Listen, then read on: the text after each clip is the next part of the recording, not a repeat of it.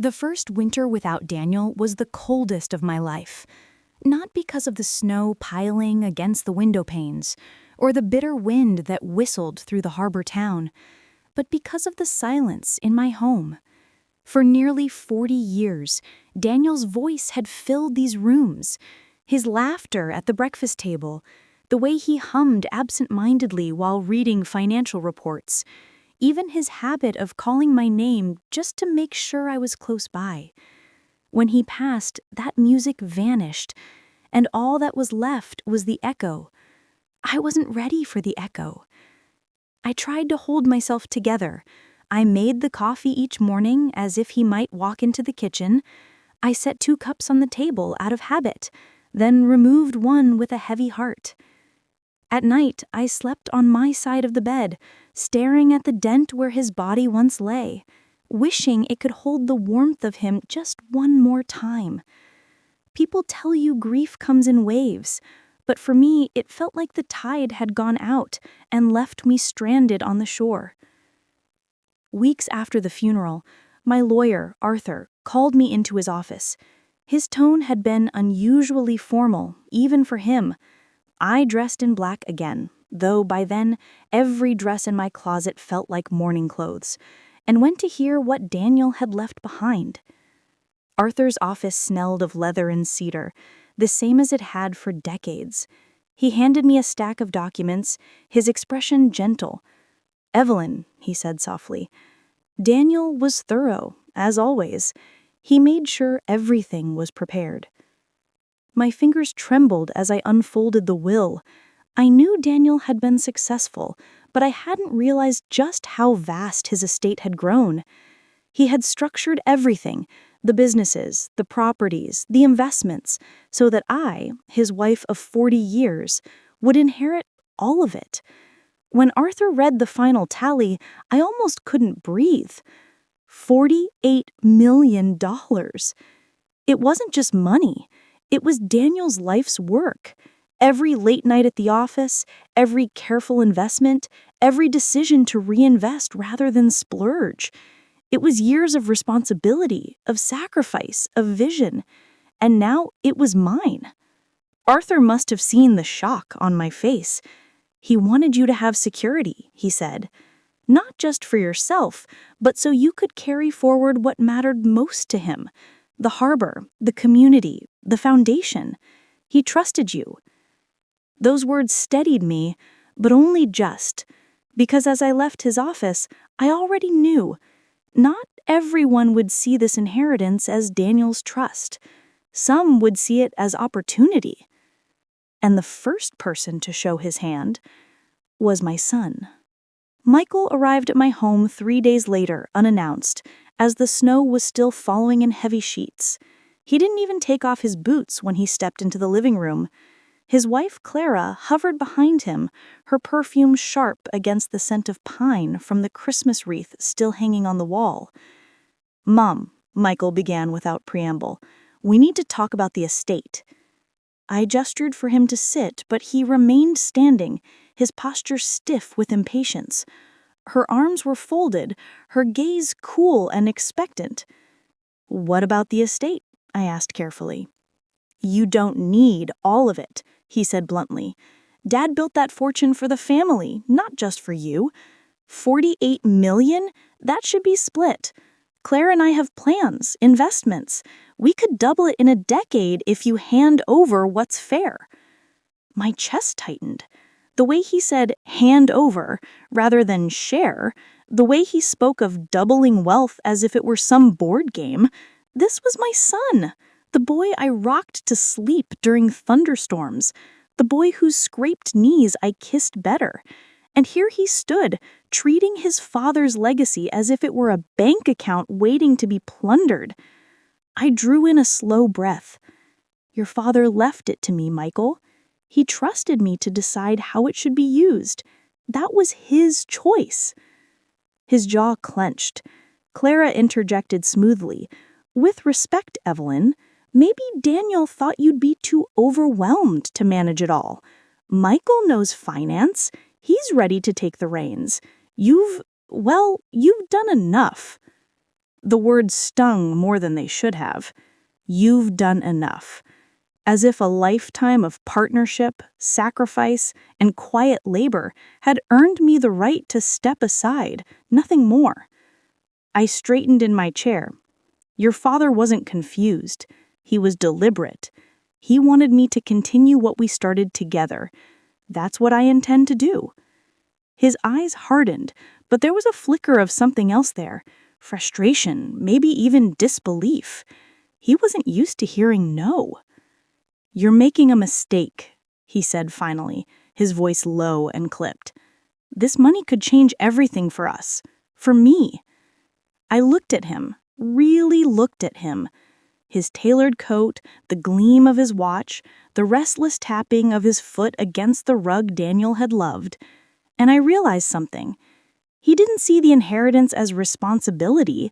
He saw it as entitlement. "I'm not giving you the money, Michael. It isn't yours to demand." The silence that followed was thick and heavy. Clara's lips tightened, Michael's nostrils flared, and I felt the first crack of a rift that might never heal. Finally, he turned away, muttering, "You'll regret this." They left without another word, their tires crunching over the snow as I stood at the window, trembling not from the cold, but from the storm I knew had just begun. That night, I sat alone in the living room, staring at the box where Daniel had kept his journals and letters. I opened one, the ink slightly faded, Daniel's handwriting steady and familiar. "If I'm ever gone, Evie, remember, this isn't about the money. It's about the people who depend on us. Protect them." I pressed the letter to my chest, tears slipping silently down my face. Michael thought this inheritance was about wealth, but Daniel knew the truth. It was about legacy, about community, about responsibility. And I would protect it, even if it meant protecting it from my own son. The morning after Michael's visit, the storm still hadn't passed. The snow outside was thick enough to bury the rose bushes Daniel had planted years ago, but it was nothing compared to the weight in my chest. I kept replaying his words, "You'll regret this." The way he said it wasn't just frustration, it was a warning. I had raised him to be ambitious, to fight for what he wanted, but I had never imagined that ambition turning against me. By noon, the phone began to ring. First, it was Michael. I didn't answer. Then, Clara left me a voice message, her tone sweet as honey, but the message clear. "Evelyn, we know you're struggling. Let us help you before you make mistakes you can't undo." Help. That's what they called it. But I knew the truth. They didn't want to help. They wanted control. I busied myself with Daniel's journals, rereading his notes about the foundation he had started. He had always believed in giving back to the community, the small fishing town that had raised him, the school that had shaped him, the hospital that had saved him during his first heart scare. He left behind plans to expand scholarships, fund new clinics, and preserve the harbor for generations. That was the vision I clung to. Not Michael's greed, not Clara's ambition, Daniel's vision. But the peace didn't last. 2 weeks later, Arthur, my lawyer, called me again. His voice was heavier this time. "Evelyn, Michael and Clara have filed a petition. They're contesting Daniel's will." I gripped the edge of the counter to steady myself. Contesting?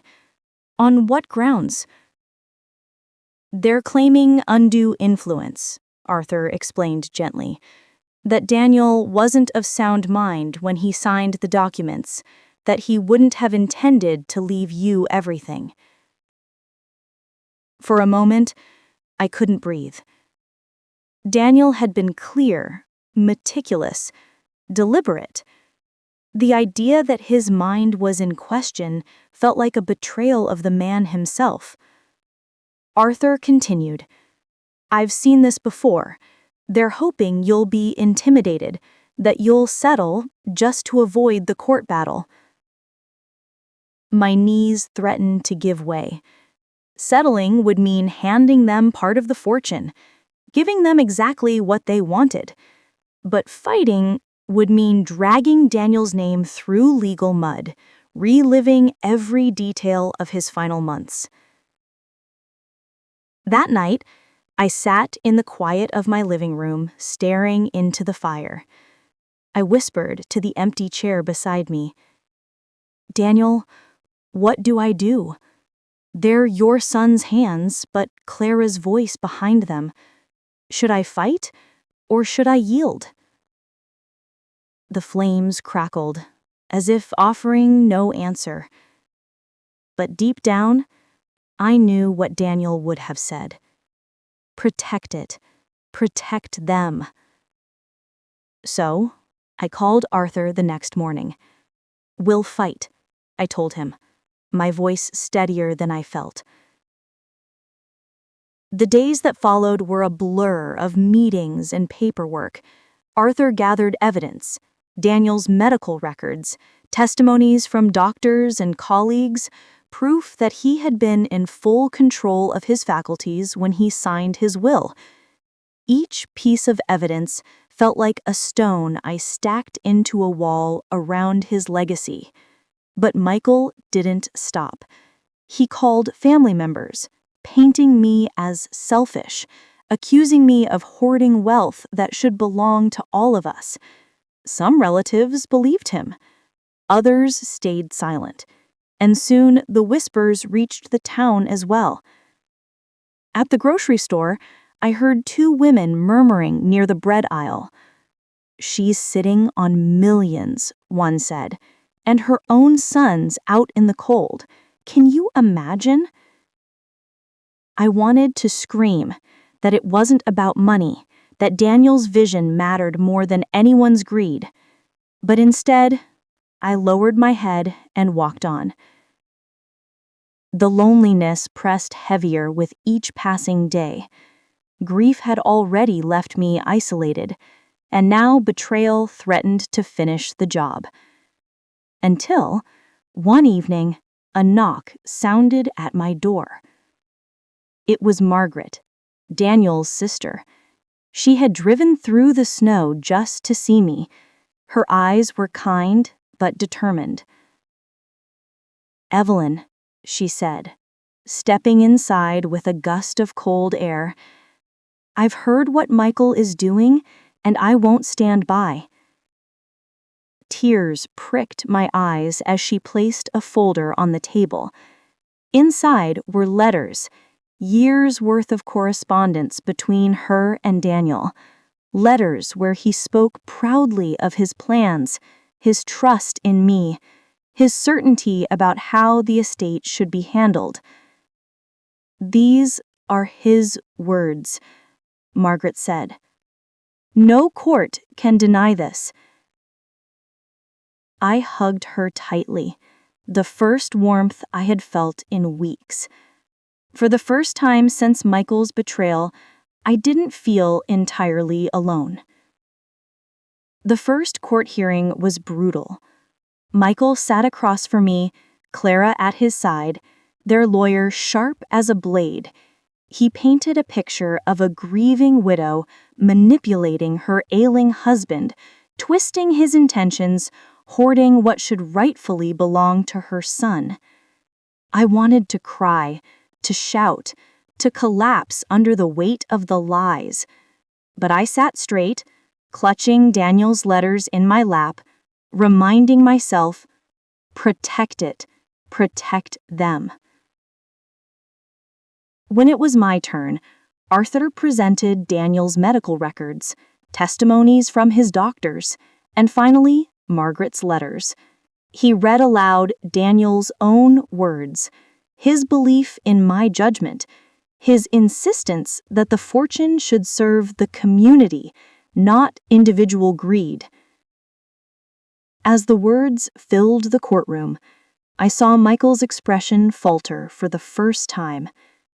Clara leaned close, whispering sharply, but he didn't meet my eyes. The judge adjourned for the day, promising a decision in the coming weeks. I walked out exhausted, but lighter, because win or lose, I had spoken Daniel's truth. That night, I returned home to the quiet house, the fire once again crackling in the hearth. I sat in Daniel's chair this time, holding one of his journals. Daniel, I don't know how this ends, but I know you trusted me, and I won't let you down. For the first time in months, I felt peace settle over me.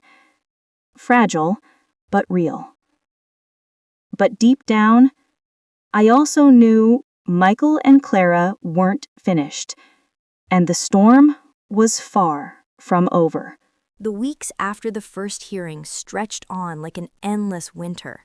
Snow melted into gray slush along the streets, but inside me, the cold only grew. Every day felt like a waiting game, waiting for the judge's ruling, waiting for Michael's next move, waiting for some kind of peace that never came. Arthur warned me it could take months. Don't let the silence fool you, he said. Claire's the kind who plans her battles. If she can't win in the courtroom, she'll find another way. And Arthur was right. It started with the newspapers.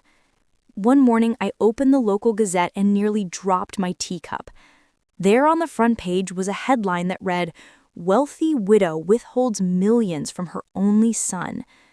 Beneath it was a photo of me leaving the courthouse, face pale and drawn, looking every bit the villain they wanted me to be. The article painted Michael as the dutiful son, cut off by a selfish mother who refused to share her fortune. It twisted Daniel's vision into something grotesque, suggesting I had fabricated the idea of community projects, that I was hiding behind charity as an excuse to keep the wealth for myself. I felt sick. By afternoon, strangers were stopping me on the street, some with pity, others with accusation. One man muttered as I passed, "Shameful, holding money hostage while families starve." I wanted to scream that I wasn't hoarding a cent, that Daniel's foundation was already paying for scholarships, already funding the clinic, already keeping the harbor safe. But rumors are like wildfire. Once they start, they consume everything. That night, I sat by the fireplace, clutching Daniel's old wool coat around my shoulders. The house felt larger, emptier. Even the ticking of the clock seemed to echo. For the first time, I wondered if I had the strength to keep fighting. But then I thought of Margaret's letters, of Daniel's steady handwriting, of his unwavering trust in me, and I whispered into the quiet, "No, they won't take this from us." The next blow came harder. Arthur called with a weary sigh. "Evelyn, I'm afraid Michael's filed for an injunction. He's trying to freeze the foundation's assets until the case is resolved." My chest tightened. That means the scholarships? On hold. The clinic, too. If the injunction passes, everything stalls. I pressed my hand against the wall, steadying myself. The idea of Daniel's projects, his dreams, being paused, abandoned, was unbearable. Children waiting for tuition aid, families counting on medical support, all of it threatened by greed. That evening, Margaret came over again. She found me in the kitchen staring blankly at a stack of unpaid invoices from the foundation. "Evelyn," she said firmly, "listen to me. Michael may be your son, but Clara is pulling the strings. He's drowning in her ambition.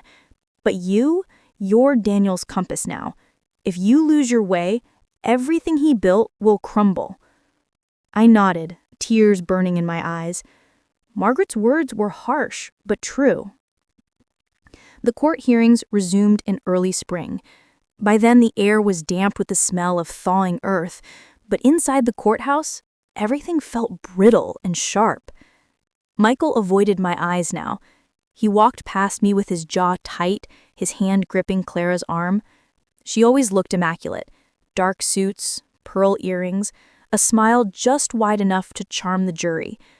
Their lawyer hammered at the same argument, that I had manipulated Daniel, that grief had clouded his judgment, that I was clinging to wealth instead of family.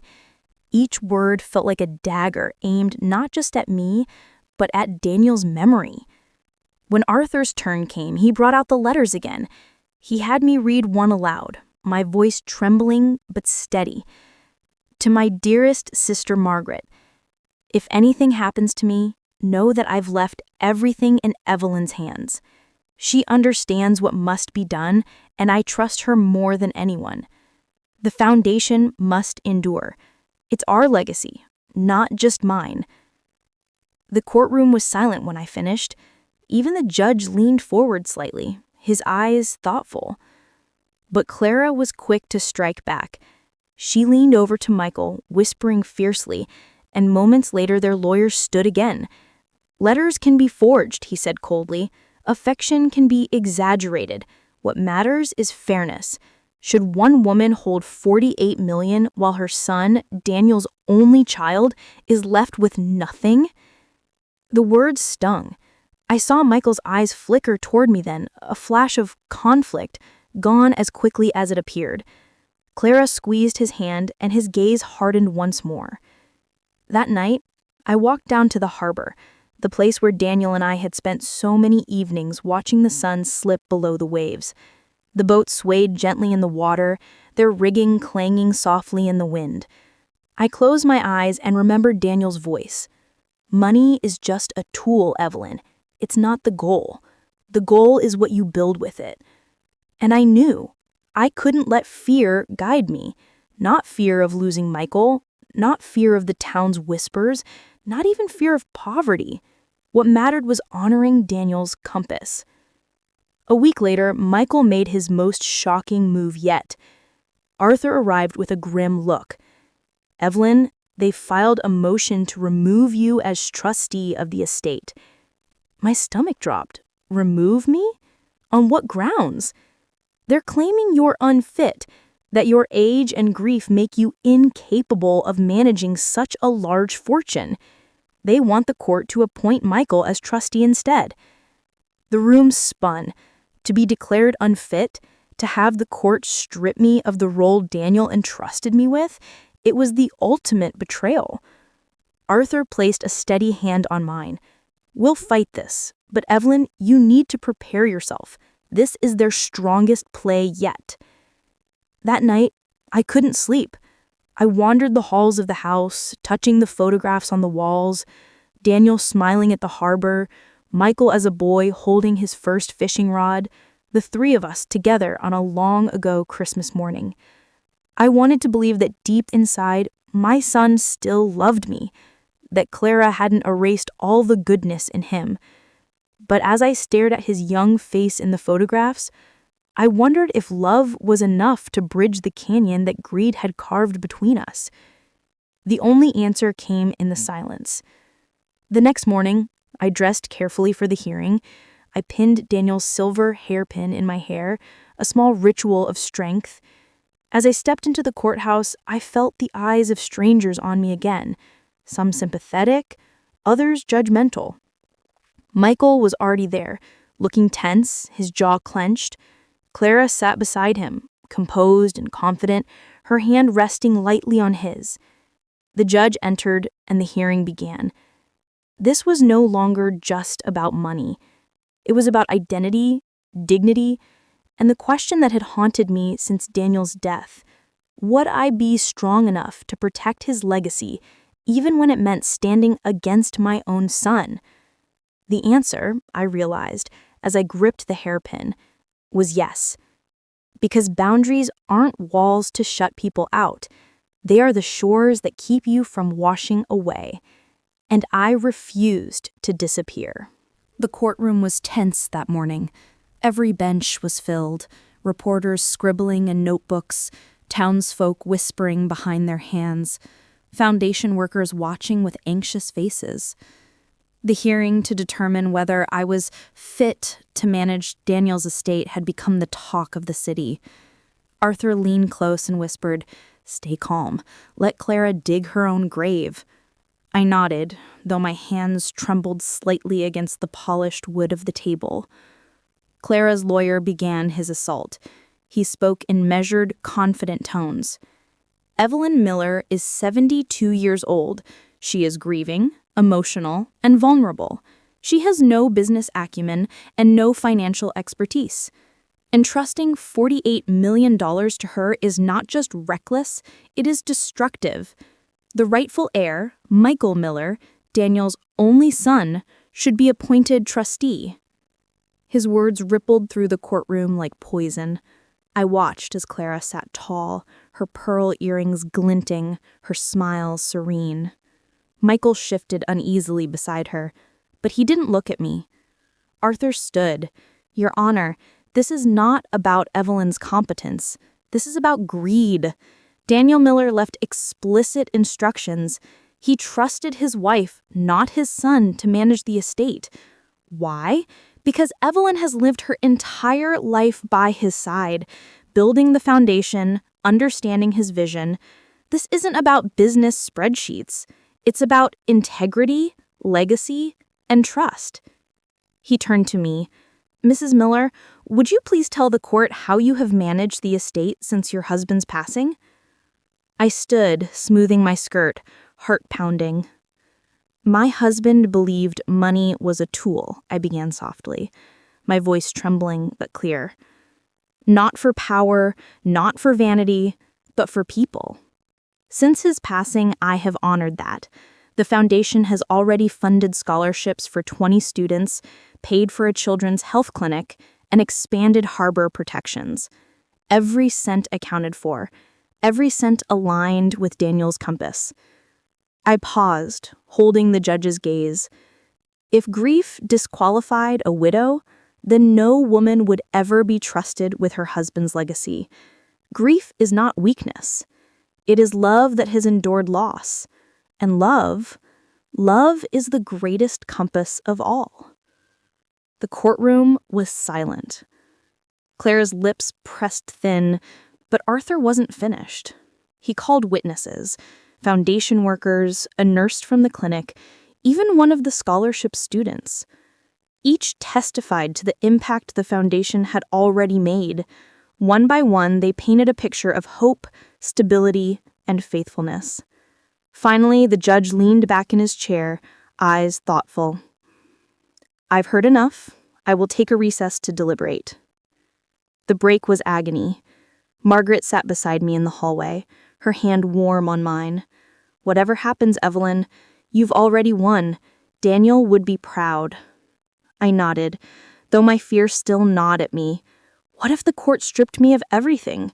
What if Daniel's legacy slipped into Clara's claws? When the judge returned, the room fell silent. He cleared his throat. "After reviewing all evidence, it is the court's ruling that Evelyn Miller remains trustee of Daniel Miller's estate. The letters provided are authentic, and testimony has proven her capable stewardship. The motion to remove her is denied." Gasps rippled through the room.